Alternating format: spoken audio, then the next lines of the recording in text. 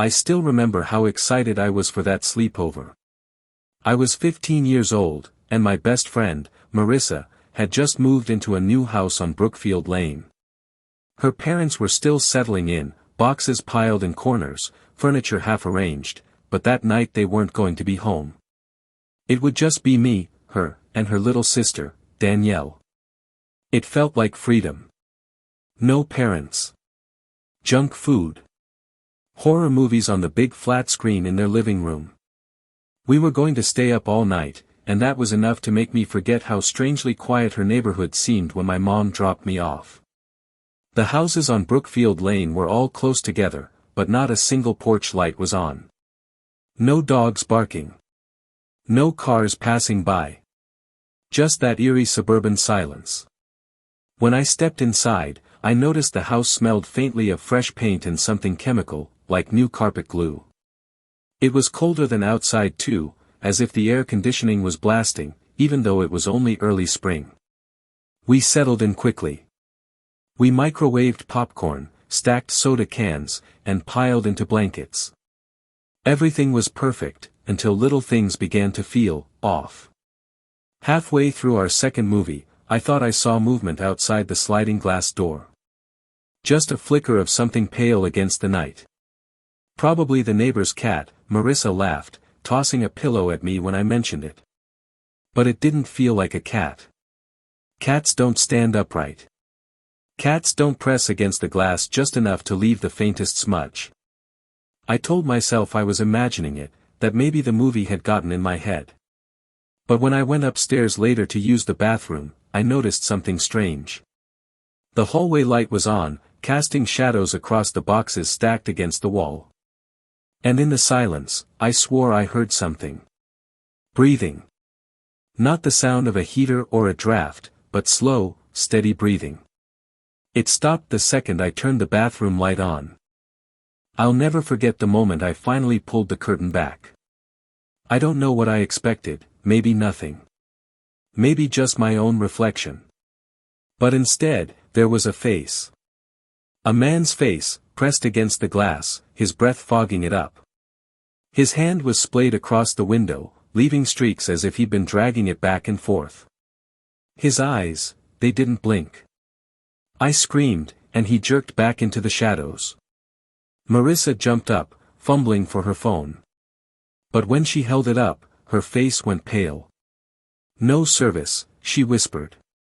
We tried the landline, but the dial tone was dead. The knocking started again. Harder this time. A fist pounding against the glass with a rhythm that made my chest seize up. Danielle started crying. We ran upstairs, locking the bedroom door behind us. The pounding continued, moving from one window to the next, circling the house like he knew exactly where we were. At one point, I swear I heard him whisper through the walls. Just a single word. "Open." We huddled together until, finally, the sound of sirens cut through the night. When the police arrived, the man was gone. There were no footprints outside in the dew-covered grass. No fingerprints on the glass. Nothing. The officers gave us sympathetic looks, but I could tell they didn't believe us. They said it was probably a prank. But I know what I saw. And sometimes, when I'm alone late at night, I swear I still hear the faint tapping at the window like he never left. Tyler's house was the kind of place every kid wanted to spend the night at. His parents barely checked on us, and the basement was practically a second home. It had everything: a pool table with torn green felt, old couches, shelves stacked with board games, and a giant TV his dad had handed down. We dragged our sleeping bags down the creaky wooden stairs, joking around as we set up for the night. But even as we got comfortable, I noticed the basement felt different. It wasn't just the smell, like damp concrete and old wood, it was the silence. You could hear everything: the hum of the fridge upstairs, the faint buzzing of the basement's single light bulb, even the scratching of tree branches against the small ground-level window. We didn't pay it much attention at first. We had snacks, controllers, and horror movies queued up. But during a pause between games, I froze. I thought I heard something. It wasn't coming from the stairs. It wasn't from outside. It was coming from beneath us. Muffled sounds. Like movement under the floor. I laughed nervously and told the guys. Tyler shrugged, saying it was probably the pipes. But the pipes don't sound like footsteps. It was around 1 in the morning when things got worse. We had turned off the TV, letting the room sink into a strange half-darkness. That's when the tapping started again. Slow, deliberate, like knuckles against cement. We sat in silence, listening. "Hello?" Tyler called out, half joking, but his voice cracked. The tapping stopped. And then, something tapped back. 3 knocks. Exactly the way Tyler had said it. We all stared at each other, trying to figure out if it was a prank. But no one moved. No one was laughing. That's when we heard the whispers. At first, I thought it was coming from outside, maybe through the tiny window. But no, it was coming from beneath us. Low, muffled voices. Dozens of them, all layered together, like people talking behind a wall of stone. "Stop it," one of our friends muttered, pressing his hands to his ears. We all looked at Tyler. He was pale. "My parents don't like me hanging out down here late," he admitted. "They said this house has history." Before we could ask what he meant, a loud slam echoed through the house. The basement door at the top of the stairs. It had shut on its own. The laughter from earlier was gone. We were all dead silent, staring at those stairs, realizing there was no way out except through that door.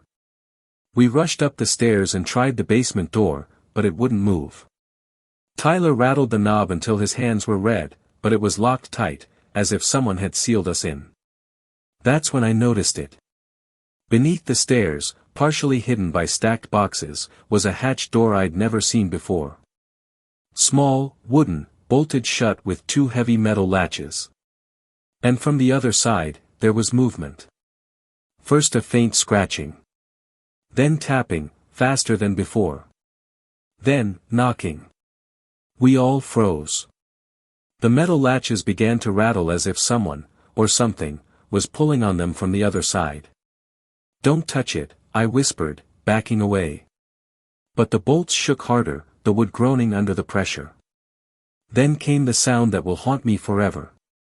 A voice. Soft, but clear. "Let me out."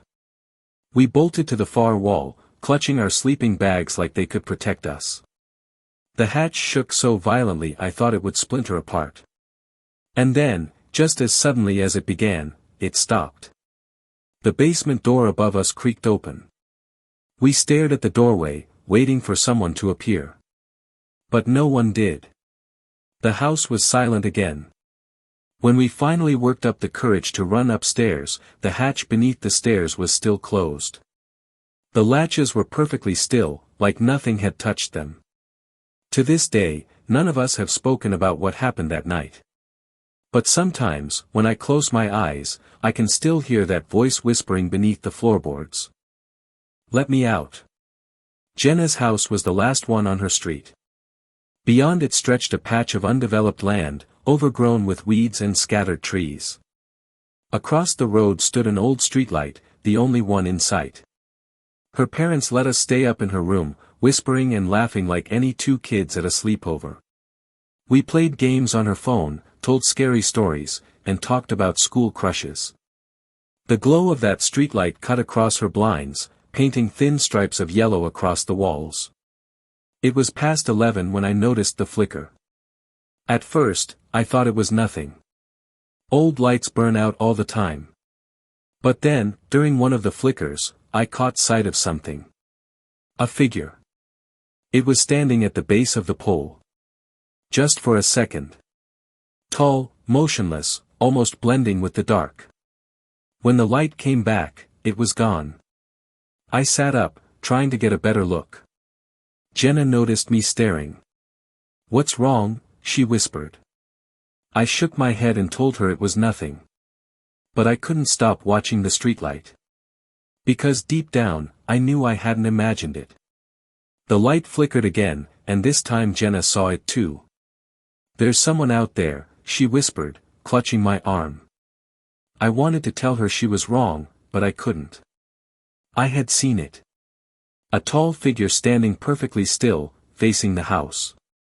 Every time the bulb buzzed and dimmed, it reappeared. Each time, it seemed closer, no longer right under the pole but halfway across the street. We pulled the blanket up around us, trying to ignore it, but neither of us could stop glancing toward the blinds. By midnight, the figure stopped showing up. The light kept flickering, but nothing was there. Relief washed over us, and we tried to focus on the movie playing on her laptop. We told ourselves it must have been a trick of the light. But then the scratching started. At first, it was faint, like branches brushing the glass. But there were no trees near Jenna's window. The sound grew sharper. A dragging scrape, moving from one end of the window to the other. We sat frozen, the glow from the streetlight casting stripes of yellow and black across the floor. The scratching stopped suddenly, leaving the silence heavier than before. That was when Jenna whispered the words I was already thinking. "It's not by the streetlight anymore." The scratching returned, louder this time. Jenna clutched my wrist so tightly it hurt. We were both shaking, whispering about whether to wake her parents. Finally, I crawled toward the window, my heart hammering in my throat. I raised one finger to the blinds and pulled them open just enough to look outside. That was when I saw it. A face. Pale, pressed against the glass, so close that its breath fogged the window. The eyes were wide, unblinking, staring straight at me. I yanked the blinds shut and screamed. Jenna screamed with me, and within seconds her parents came rushing into the room. We tried to explain through tears, pointing at the window, but when they looked, there was nothing there. The yard was empty. The streetlight across the road shone steadily, no flicker at all. Her parents told us it was a nightmare, that we were scaring ourselves with ghost stories. But I know what I saw. I know that face was real. And to this day, when I pass by that same streetlight, I can't stop myself from looking up at it. Because I'm waiting for the flicker. And I'm terrified of what I'll see standing beneath it. My cousin Sarah's house was bigger than most in her neighborhood, freshly painted with polished floors and a smell of new carpet. Her parents had finally let her have a sleepover, and I was her first guest. We spent the afternoon decorating her room with string lights, throwing pillows on the floor, and planning what movies we'd watch later. Everything about the house felt normal, except the room at the very end of the hallway. It was a plain white door with a brass handle, locked tight. I asked about it as we carried snacks upstairs. "Oh, that's just the guest room," Sarah said quickly. "We don't use it. My parents keep it locked." Something about the way she avoided eye contact made me wonder if she was telling the truth. That night, after we turned off the lights and lay whispering in the dark, I couldn't stop thinking about that door. The longer I stared down the hallway, the more I felt like someone was standing behind it, listening. I woke up sometime after midnight, the glow from Sarah's string lights barely lighting the room. That was when I heard it. A faint metallic rattle, like a handle shifting. I sat up, straining my ears, and there it was again, the sound of the guest room door turning, slow and deliberate. "Sarah," I whispered, nudging her. She blinked groggily, then froze as the sound came again. Her face went pale. "It's probably nothing," she whispered, but her voice shook. The rattle stopped. We lay still, listening, and after a few minutes convinced ourselves it had just been the house settling. But then it happened again. Louder this time. The creak of wood, the subtle twist of the handle, followed by silence. We clutched each other, eyes glued to the hallway. At some point, I must have dozed off, but I woke with a start when Sarah shook me. Her eyes were wide with terror. "The door," she whispered. I turned my head. The guest room door was open just a crack. Darkness stretched beyond it, deeper than any shadow should have been. We stayed frozen, staring at that thin line of darkness where the door hung open. Minutes crawled by, but I couldn't look away. The shadows inside seemed to move, like someone was shifting their weight, waiting. Then I heard it. Breathing. Slow, heavy breaths, dragging in and out as if whoever was inside had been standing there for a long time. Mom! Dad! Sarah screamed, her voice breaking. Footsteps pounded up the stairs, and the second her parents reached the hall, the sound stopped. The door was shut tight, locked just like before. Her dad unlocked it in the morning, probably to prove us wrong. He swung the door open, sunlight pouring into the empty room. But there was one thing inside. A single wooden chair. Positioned in the center of the room. Facing the door. That was the last time I ever stayed the night in that house. Because even now, years later, when I picture that chair in the middle of the empty guest room, I can't shake the feeling that someone was sitting in it the whole time. The first time I saw Evan's house, it didn't feel like it belonged in a neighborhood at all.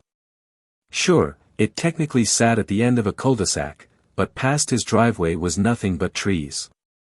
A thick line of woods pressed against the backyard fence, tall pines and tangled brush that swallowed the moonlight.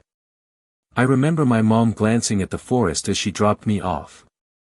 She frowned and asked, "Are you sure his parents are home tonight?" "Yeah," I said quickly, even though I wasn't completely sure. I just wanted the freedom of a sleepover. Evan greeted me at the door with his usual grin. He was one of those friends who never seemed fazed by anything. His parents were out for the night, but he brushed it off like it was nothing. Inside, the house was quiet in that strange way that big houses get, where you can hear the creaks in the floorboards and the hum of the refrigerator. It smelled faintly of wood and something earthy, maybe from the forest outside. We set up in the living room with sodas, chips, and his game console. The giant window behind the couch faced directly into the backyard, the trees standing like silent guards in the night. At first, it was fun. We yelled at each other over the game, laughed until our sides hurt, and talked about school. But every so often, when the game paused or the laughter died down, I swore I heard something outside. Not an animal, not the wind. Something else. A faint crunch of leaves. A rhythm, almost like footsteps. "Did you hear that?" I asked once, pausing the game. Evan shook his head. "Dear. We get them all the time." I wanted to believe him, so I did. But later that night, as I went to grab a drink from the kitchen, I noticed something through the back window. A shape in the trees. Tall, human-like, standing between two pines. Too still to be an animal. I blinked, rubbed my eyes, and it was gone. When I told Evan, he laughed it off. "You're just spooking yourself." Maybe I was. But the longer the night went on, the harder it became to convince myself of that. By midnight, the woods outside looked like a solid wall of black. The window reflected our own faces back at us, but I couldn't shake the feeling that something was watching from the other side. We decided to switch from games to a movie. Halfway through, just as the room went quiet, it happened. A knock. Sharp, deliberate, against the glass door that led to the backyard. We froze, staring at each other. "Probably the wind," Evan muttered, but his voice lacked conviction. I shook my head. "Wind doesn't knock." We turned off the movie and sat in silence. I could hear my heartbeat in my ears. Then it came again. 3 slow knocks, spaced evenly apart. I forced myself to look. Through the glass, just beyond the faint reflection, was something darker than the night around it. A figure. Tall. Motionless. "Someone's out there," I whispered. Evan swallowed hard, then forced a laugh. "It's probably a neighbor messing with us."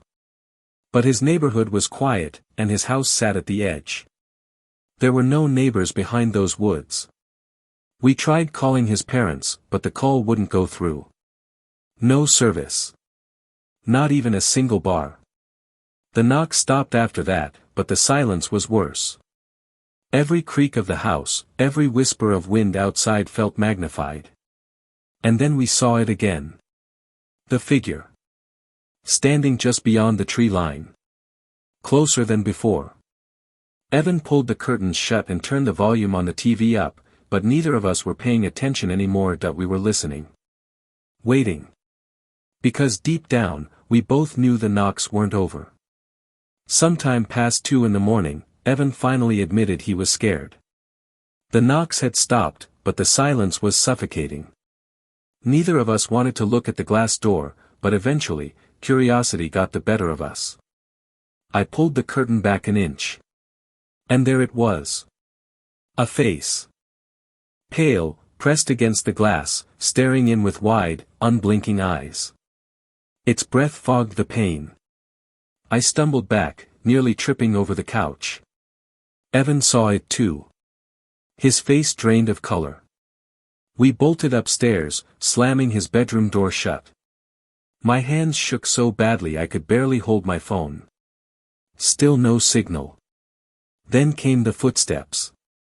Slow, deliberate, circling the house. We could hear them from above, crunching leaves, moving from window to window. At one point, the sound stopped right outside his bedroom window. Neither of us dared to look, but the shadow that fell across the blinds told us everything. Then the rattle of the back door handle echoed through the house. We didn't sleep. We stayed awake until the sky outside turned gray and the first light of morning broke through the blinds. When we finally worked up the courage to go downstairs, the backyard was empty. The woods stood silent, nothing moving between the trees. But on the glass door, smeared across the surface, were long streaks. As if a hand had been pressed there, dragging slowly down the glass. Evan swore us to secrecy, terrified his parents wouldn't believe us. But I know what I saw. And I know that whatever was in those woods is still there, waiting.